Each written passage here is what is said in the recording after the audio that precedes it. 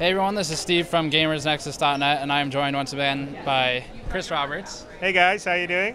And we have lots of content from PAX East 2013, 2012. We have lots of Star Citizen content up, and we are back again today.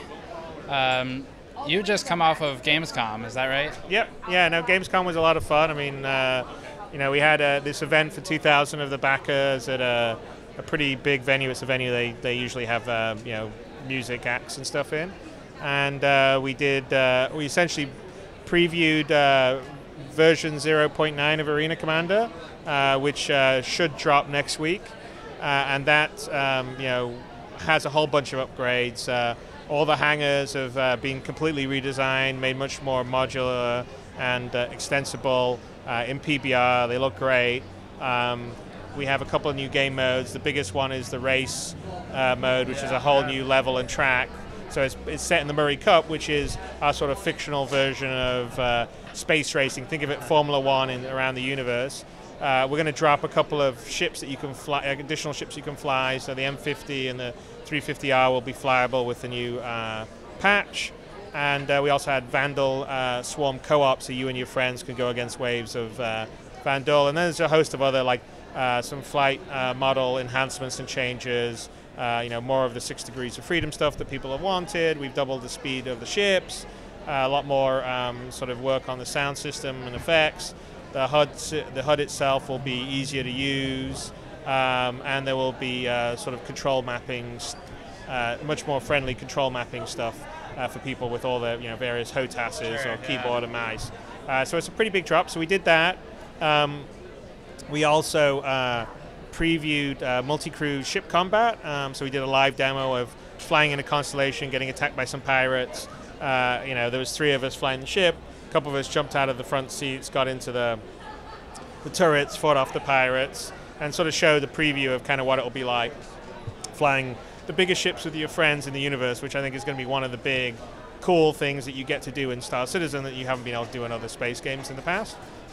And of course, that's all at the same fidelity that you see right now in Arena Commander, and that we'll be doing later stuff. So that was kind of the Gamescom show. It was a lot of fun. It was like 2,000 of the people that have helped make the game a reality, and so it was really great to meet everybody. And I had a lot of fun. I mean, fairly exhausting after the week of press interviews and doing all that. And then the week after, I was in the UK. We were scouting some stages to shoot the performance capture for Squadron 42, which is the single-player story inside the Star Citizen. Were you shooting the motion capture, or what were you? Well, we were scouting where we're going to shoot. So we're just going to. So later this year, we're going to do a big shoot, and beginning of next year, we're doing a big shoot, and it's going to be for all the sort of cinematics and basic motion sets. So in Squadron 42 and also in Star Citizen.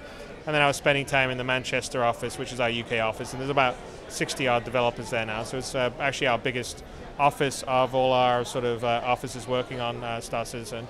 So I came back here on Sunday, a few days back in the office, and now I'm up here at PAX Prime, back on the PR slave train, as they say. That is true. Just recently, about $10 million ago, because we measure time in millions of dollars now, you posted a stretch goal of procedural generation.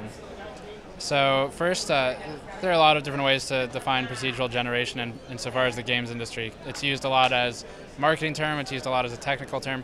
What is CIG's definition of it? Well, we use it and are going to use it as a tool for the universe building. So I know a lot of people think that Star Citizen's purely just everything's handcrafted, and something like Elite would be just all procedural, but really, or No Man's Land's all procedural, but really.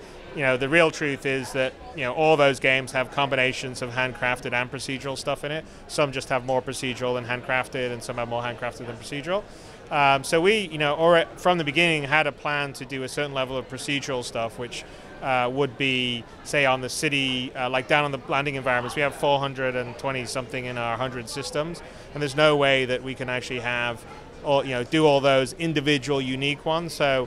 The idea is that, like on the sort of the more, like a mining outpost or something like that, where it's more sort of modular, we sort of have these different architecture sets so the designers can put them together pretty quickly from the modular sets, and then something like an Earth or Terra in the universe, which would have a lot more sort of unique pieces to the environment. So that's sort of the simplest of the procedural. The stuff that we were talking about doing the R&D in is sort of like the next stage of stuff, which is sort of procedural generation of, say, the system environment, like the asteroid fields, and also creating the asteroids themselves and doing them in a voxel method, so you can sort of mine them and make different shapes inside them and all the rest of the stuff.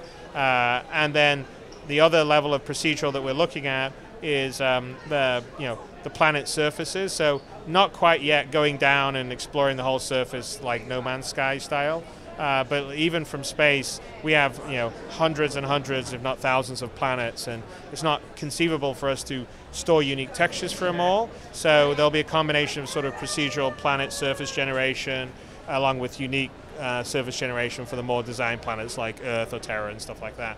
And longer term, we'll be doing research into procedural generation of like areas of terrain you can land on. So one thing I really want to push is sort of like the exploration side of it. So you can go down and land on a unexplored planet and sort of explore or map out areas and maybe discover some alien ruins. Or so is this planet-side exploration on foot, or is this flying over?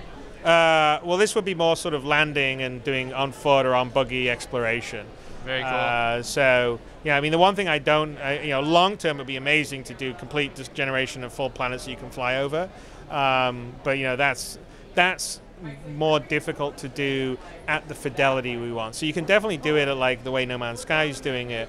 But, in the case of what we're doing, I think you'll want to feel like you land at this city and, there's a whole ecosystem and it's trading and there's towns. And so that's the level of like world simulation that I've not seen anyone do yet. But I think that's what people would expect at the fidelity that you would have in Star Citizen. So for us, we sort of have to pick and choose our battles. So, we will use procedural to help flesh out areas and do a lot of the grunt work for designers, but there'll always be a certain amount of oversight in terms of making sure that what was designed looks good and feels good, and then a designer, so like, for instance, the procedural stuff could like lay out the landscape and then the designer can come in and quickly tweak it to what he needs and lay a city down on it. So it's sort of a tool that will help us generate a lot of content quickly, as opposed to something that's 100% automated, which is sort of much more the No Man's Sky or perhaps the Elite Dangerous setup. So sounds pretty comprehensive. Sounds pretty ambitious. What's the current status of the team? How many people have you brought on for this?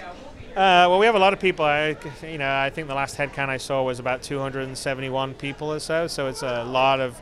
Now that's not everyone's on staff. That's a combination of contractors and people on staff. So we have 3 in-house studios, one in Santa Monica in basically Los Angeles, one in Austin, Texas, and one in Manchester in the UK.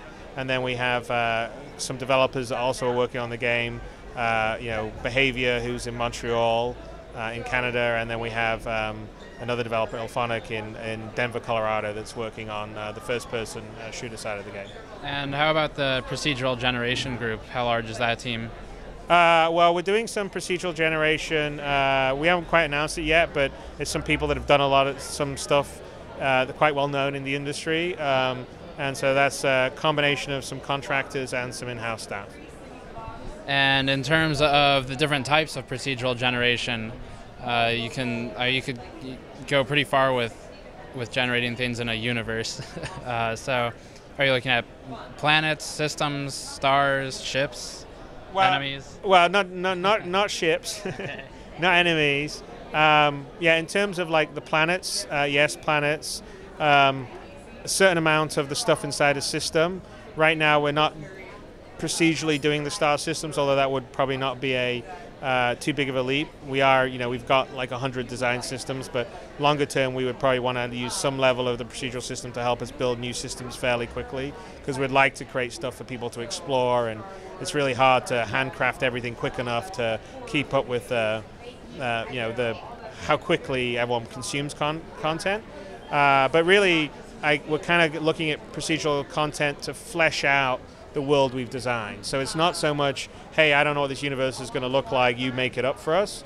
It's much more like, okay, we know what this universe will look like, but in this system we need you to detail out the asteroid belt here and the nebula here or this planet here, and the procedural generation will help with that, or lay out this class 2 mining colony.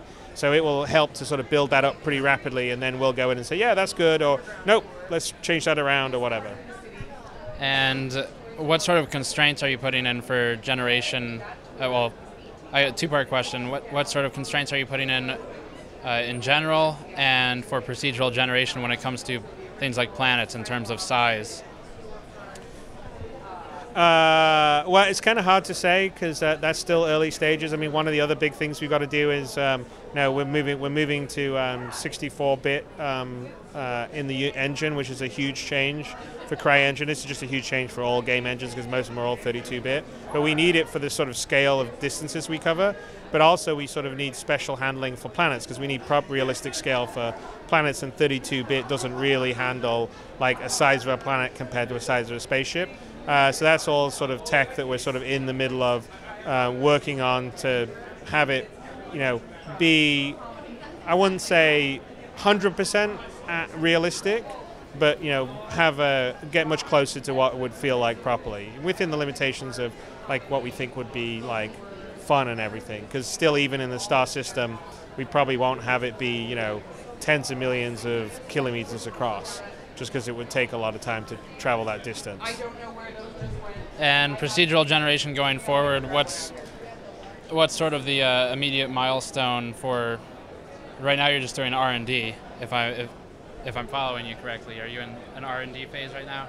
Yeah. We're definitely in R&D for it. I mean, the first milestone that we're using the procedural generation for is the asteroids. So, creating asteroid fields, also creating the asteroids themselves, so we don't have to like build them, artists don't have to design them. They get procedurally generated, and we can have interesting asteroids, and you'll also be able to mine them, so you'll be able to, mine out chunks of them and stuff like that. So that's the very first level of sort of procedural voxel tech we're working on. And then, like I said, the next tech stage would be working on the planet, like surface generation, but planet surface generation from space. So what you would see from your spaceship, not necessarily being down on the surface walking around. Sounds pretty good. So I think we've covered procedural generation pretty well. You can hit links in the description below for more on this content, and we're going to jump to another video on customization. So stay tuned to the YouTube channel for that. And thank you, Chris. You're welcome. Thank you, guys.